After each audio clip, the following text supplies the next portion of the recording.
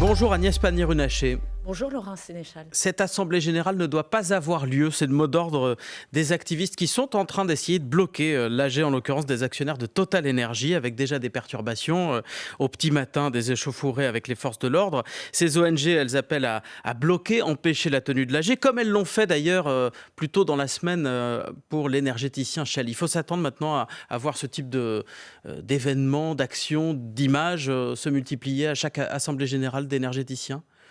Alors, je crois qu'il faut distinguer la forme et le fond. La forme, c'est des actions qui ne sont pas anticipées, qui ne sont pas annoncées et qui créent du désordre à l'ordre public. Et puis le fond, c'est la question que posent ces actions et qui est une très bonne question.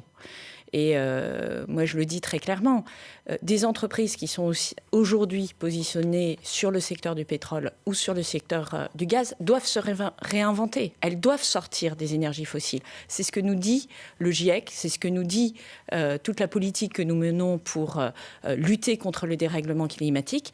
Et elles n'auront aucun avenir. Aucun avenir, et je l'ai dit à Patrick Pouyanné pour Total, si elles ne sont pas capables de tracer ces trajectoires de sortie des énergies fossiles et de décarbonation. On va y arriver sur la trajectoire précisément de Total Energy, mais sur les actions coup de poing, sur la forme, pour vous, c'est légitime comme moyen d'expression, c'est l'expression légitime d'une exaspération ou c'est de la violence ? À partir du moment où la manifestation n'est pas annoncée, on est dans une expression désorganisée, alors même que des activistes ont posé le débat au sein de l'Assemblée générale. Et ce débat, il est intéressant. C'est-à-dire que vous avez une résolution qui a été déposée par des activistes, vous allez avoir un vote des activistes sur... actionnaires de Total. Tout à fait, il suffit d'une action. Petits actionnaires, oui. Vous avez un vote qui va avoir lieu sur la politique climatique de Total. Et c'est dans ce cadre-là que le débat peut avoir lieu et qu'effectivement, on peut mettre la pression sur Total. Je ne suis pas sûre que le débat dans la rue, finalement, apporte grand-chose, là où, effectivement, nous devons avancer et nous devons amener les entreprises du gaz et du pétrole à nous dire comment ils vont contribuer à la baisse des émissions de gaz à effet de serre. Et je veux le dire ici, avec le président de la République, nous travaillons en vue de la COP28 et du sommet de Paris, justement à obtenir des engagements des entreprises de ces secteurs-là, parce que à un moment, il va falloir embarquer toutes les entreprises et tous les pays qui émettent des gaz à effet de serre. Et en ce qui concerne Total Energy, Patrick Pouyanné vous répond par anticipation, en quelque sorte, chez nos confrères de La Croix hier, en disant qu'il y a une stratégie de 100 gigawatts de renouvelables produits par la compagnie d'ici 2030. C'est 1,5 fois la puissance du parc nucléaire français et c'est plus qu'EDF et Engie, dit Patrick Pouyanné. C'est un acteur de la transition énergétique, déjà ?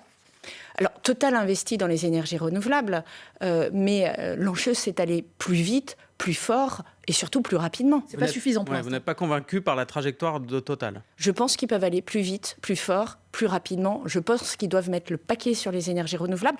C'est une question absolument essentielle pour la planète, mais c'est aussi une question de survie de l'entreprise. Et arrêter d'investir dans le pétrole en attendant ? Eh ben, là encore, ce sont des trajectoires qui se construisent dans le temps.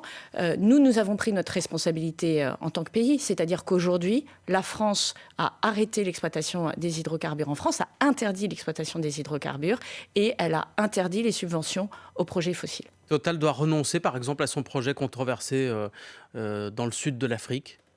Alors, sur ces sujets-là, je crois qu'il faut éviter d'être donneur de leçons. Je le dis par rapport à l'Ouganda, plus que par rapport au projet de Total, ou qui pourrait être porté par un autre pétrolier. Moi, je le vois bien quand je suis à la COP27, quand j'étais à la COP27. Les pays africains, ils nous disent on a besoin de moyens de développement. Et arrêtez de nous donner des leçons, vous, Européens, alors qu'au fond, aujourd'hui, votre bilan en termes d'émissions est moins bon que le nôtre. Et notre responsabilité en tant que pays européen, et c'est ce que nous faisons aussi avec l'Allemagne, avec le Royaume-Uni, avec même les États-Unis, c'est d'investir dans des pays qui, aujourd'hui, pourraient développer des énergies fossiles, pour les amener plutôt à sauter cette phase de développement et aller directement sur les énergies renouvelables, ou alors pour les accompagner et les sortir des énergies fossiles. Je donne un exemple.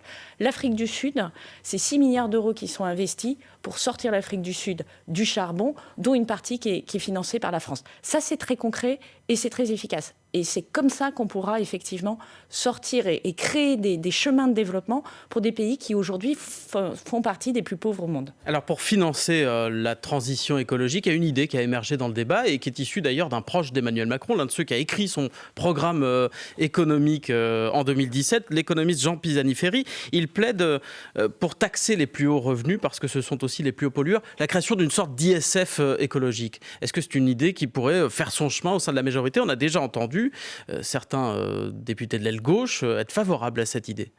Alors, moi, je voudrais d'abord dire ce que dit le rapport Pisani-Ferry, parce que tout le monde se focalise sur cet élément-là. C'est un rapport de plus d'une centaine de pages qui est particulièrement intéressant et qui nous dit plusieurs choses. La première chose, c'est la marche à franchir est immense dans les 10 années qui viennent. Et elle va supposer énormément d'investissements. 66 milliards d'euros supplémentaires par an, c'est le coût estimé par l'économiste de la transition énergétique. La deuxième chose, et qui me paraît très importante, c'est que derrière cette transition énergétique, il y a aussi des opportunités économiques. Et moi, je le vois au quotidien dans mon métier. La relance du nucléaire, par exemple, c'est 100 000 recrutements que nous allons réaliser dans les 10 années qui viennent. Donc, il faut bien mettre en regard ces deux choses. Il y a à la fois des efforts que nous allons devoir faire, et ces efforts, ils sont dans le court terme. Mais il y a également toutes les opportunités de création d'emplois, de réindustrialisation de notre pays que nous devons mettre en regard. Et c'est aussi ça qu'il faut mettre en perspective. Ensuite, sur le financement. Voilà. Oui. Sur le financement, il dit 3 choses. Il dit, aujourd'hui, investir, c'est en fait créer de la richesse demain. Et peut-être que cette dette particulière qui est créée au regard de l'investissement dans les énergies vertes, entre autres, et dans la décarbonation, ça doit être regardé d'une manière différente que de la dépense budgétaire classique. Et je pense que c'est une idée intéressante. C'est d'ailleurs une idée qu'avait portée le président de la République au niveau de l'Union européenne. Il dit une deuxième chose, c'est qu'il faut revoir toutes les niches fiscales qui sont en faveur des énergies fossiles. Et c'est un exercice qu'on va encore faire en 2024, comme on l'a fait en 2023, on rebalaye 10 milliards d'euros, il en manque encore fiscales. 56 par an. Et c'est beaucoup. Les 56 milliards d'euros, ce n'est pas forcément de l'argent public. Ça peut être de l'argent public et de l'argent privé. Mais est-ce que ça peut être un ISF, c'est le mot, l'expression? Alors ça, c'est le troisième point. Moi, je le redis, nous sommes le pays qui taxons le plus fort, quasiment au monde, les hauts revenus. Et donc, avant de se précipiter, parce que c'est un peu l'effet facile, Yaka, Faucon, il suffit d'augmenter les taxes, je préfère que la France, effectivement, réoriente massivement ses niches, enfin ses soutiens fiscaux vers la décarbonation et les réduit au niveau... encore une fois, vous avez un effet d'entraînement sur le secteur privé. Vous savez qu'en règle générale, dans une politique publique, quand on dit on met 1 euro, ça peut faire x3, x4 au niveau du privé. Donc ça peut être assez massif quand même. Mais vous n'êtes pas favorable à vous entendre je pense que... Un nouvel impôt... Je préfère une France qui soit championne des emplois, ce qui est le cas aujourd'hui, et ce qui est aussi le résultat d'une politique de baisse des impôts, en particulier sur les entreprises, qu'une France qui soit championne des impôts. Agnès Pannier-Runacher, ministre de la Transition énergétique, invitée du 8h30, 8h41, c'est le fil info avec Maureen Suignard. Elle a été enlevée de force par son père hier matin en Isère et la petite fille de 10 ans n'a toujours pas été retrouvée. L'alerte enlèvement est donc toujours en cours. Les informations, les photos sont sur franceinfo.fr. Plusieurs ONG environnementales veulent bloquer l'Assemblée générale du groupe pétrolier Total Énergie à Paris. Déjà des échauffourées ce matin entre manifestants et forces de l'ordre. Sur le fond, ces entreprises n'auront aucun avenir si elles ne sont pas capables de tracer une trajectoire en dehors des énergies fossiles. C'est ce qu'affirme sur France Info la ministre de la Transition énergétique. Des vaccins pour protéger les canards de la grippe aviaire et les empêcher de transmettre le virus. Le ministère de l'Agriculture assure que 2 vaccins très efficaces ont été trouvés. Les fabricants doivent encore décrocher les autorisations de mise sur le marché. Une esplanade au nom de Bernard Tapie, celle qui mène au Vélodrome à Marseille. C'est le maire qui l'annonce alors que l'OM fête aujourd'hui le 30e anniversaire de son titre en Ligue des Champions. Les supporters le réclamaient notamment depuis la mort de l'ancien dirigeant du club, Bernard Tapie. France Info. Le 8h30 France Info, Neil Latrousse, Laurent Sénéchal. Toujours avec Agnès Pannier-Runacher, ministre de la Transition énergétique. On continue à évoquer ce rapport rendu par l'économiste Jean Pisani-Ferry. La transition, dit-il, c'est 85% de financement et 15% de sobriété. Sur ce levier de la sobriété, qu'est-ce qu'il va falloir faire mieux ou différemment pour optimiser à plein les effets de la sobriété ? Alors, peut-être rappeler ce qu'est la sobriété. La sobriété, c'est au fond un changement de comportement sans utiliser des technologies comme le cas de l'efficacité et qui nous permet d'économiser l'État, les entreprises, de tout un l'énergie. chacun qui fait un Et effort. avec le plan sobriété que nous avons lancé avec la Première ministre l'année dernière, on a économisé au cours de l'hiver 12% de gaz et d'électricité au cours de cet hiver. On a fait au fond température égale, c'est-à-dire c'est pas parce qu'il a fait en plus doux corrigeant qu'on a- évidemment les Voilà. effets climatiques Ouais. parce que ce serait trop facile, l'hiver ayant été assez doux. Donc on a fait en 3 mois, ce qu'on n'avait pas fait en 30 ans.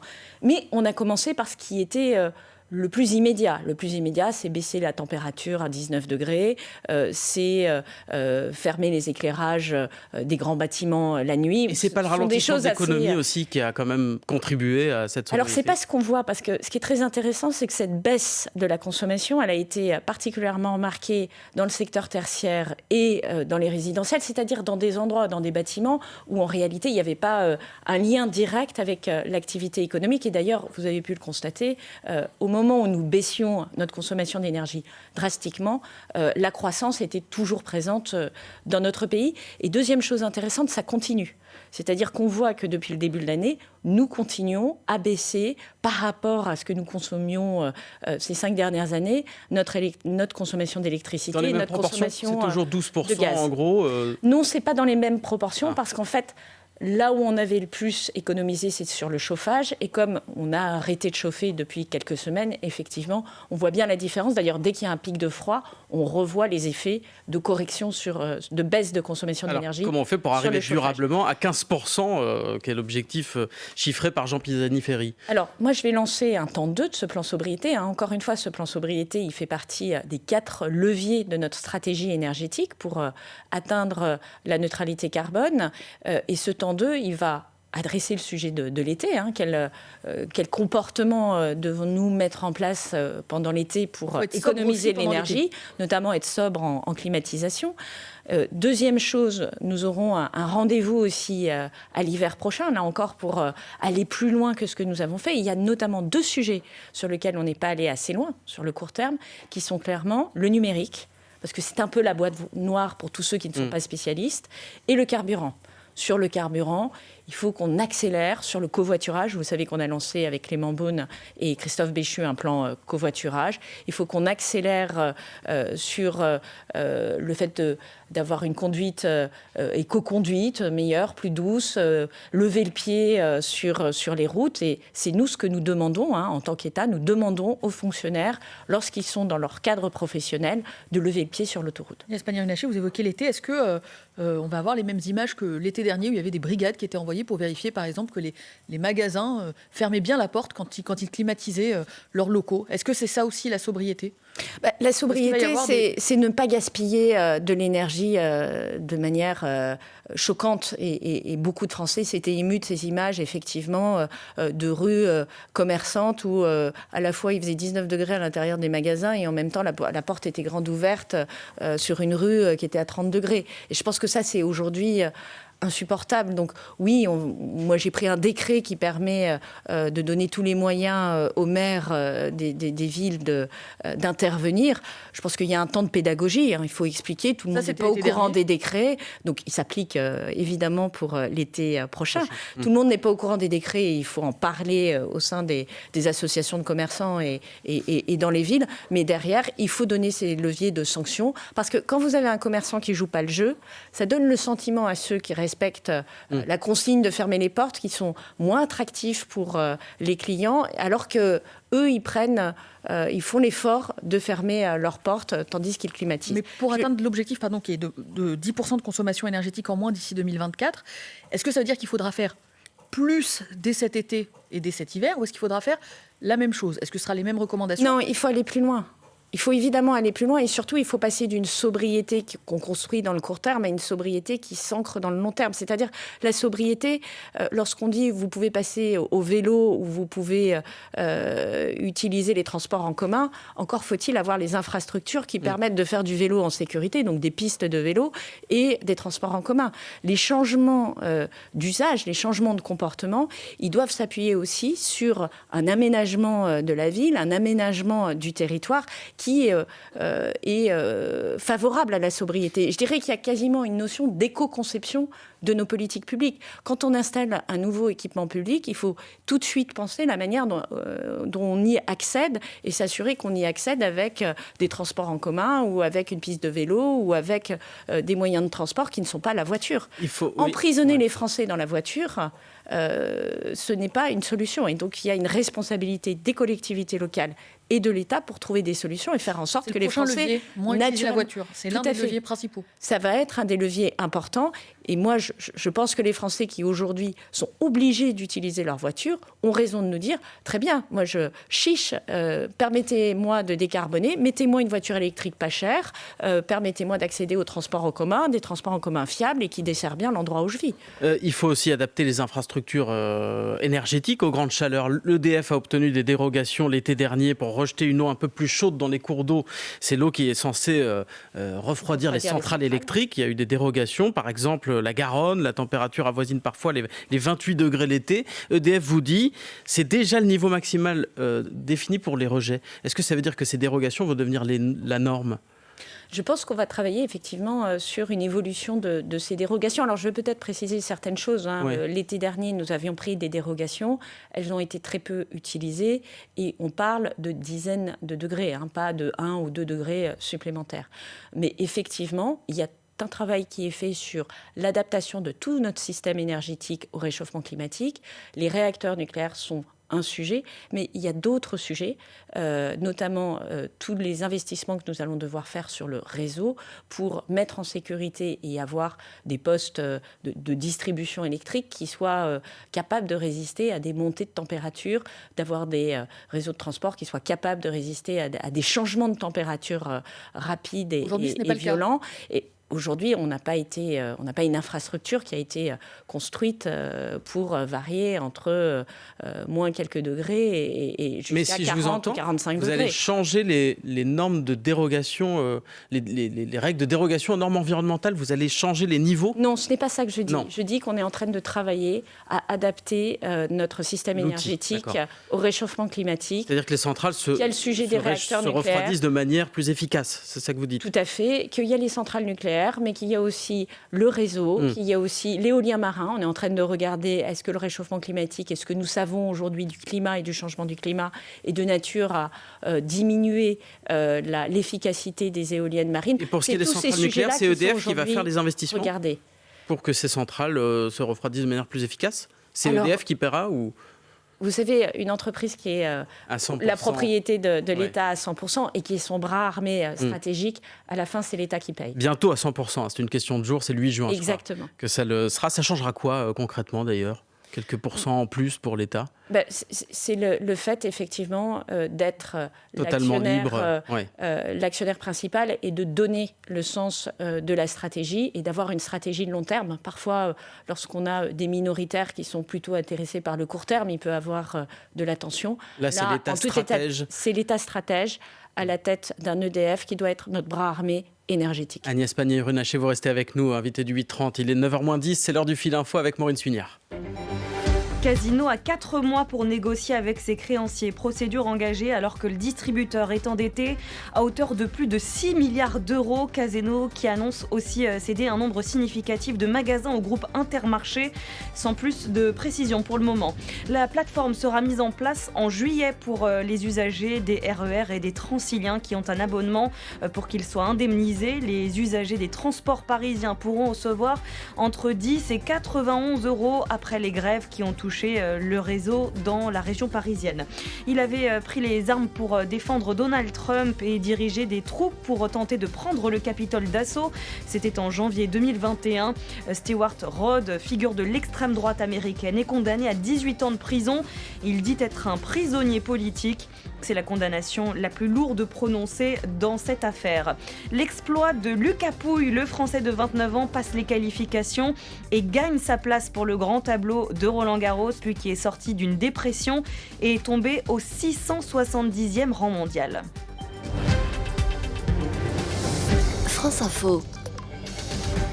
Le 8h30 France Info, Neil Latrousse, Laura Sénéchal. Avec Agnès Pannier-Runacher, ministre de la Transition énergétique. Il y a quelques instants, vous nous disiez qu'il va falloir adapter les infrastructures énergétiques électriques en l'espèce de la France pour résister aux vagues de chaleur. Est-ce qu'il est encore possible d'avoir une électricité peu chère quand on demande à EDF de relever le défi environnemental, de construire de nouvelles centrales, et avec aussi la fin programmée de ces quotas d'électricité peu chère, l'Arenh, prévue pour l'après 2025. Est-ce qu'il faut faire le deuil d'une électricité pas chère en France ? Alors, je pense au contraire que ce que nous sommes en train de faire, c'est-à-dire de développer des nouvelles capacités de production, qui aujourd'hui permettent de produire de l'électricité à un prix qui est inférieur à celui sur les marchés internationaux. Des éoliennes marines, on vient d'accorder, de signer un appel d'offres en dessous de 50 € du mégawattheure. C'est une action qui est favorable pour le pouvoir d'achat, favorable pour la compétitivité des entreprises et favorable pour la planète. Donc nous avons intérêt à développer le plus rapidement possible des capacités de production qui sont compétitives, c'est les énergies renouvelables, et demain, ça sera le nucléaire. Mais il y a quand même un mur d'investissement à court terme, avec aussi une demande qui est faite à EDF de produire de plus en plus, parce que, notamment, électrification du marché de l'automobile. Tout à fait, mais aujourd'hui EDF a une front réserve de production sur la base de ces réacteurs existants qui est considérable. Et sur le marché automobile, je veux dire aussi que derrière, c'est des créations d'emplois.